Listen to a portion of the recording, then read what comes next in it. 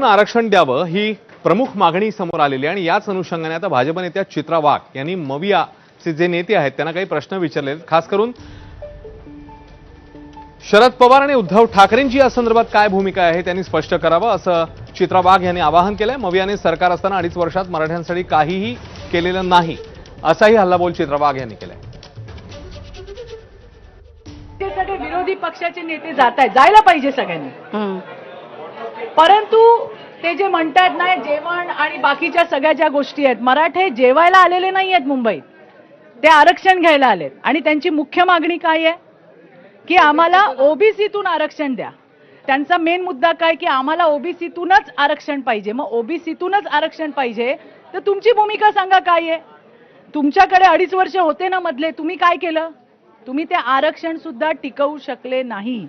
त्यामुळे महाराष्ट्र अस्वस्थ करण्यामागे हे सुद्धा सगळेजण तितकेच जबाबदार आहे।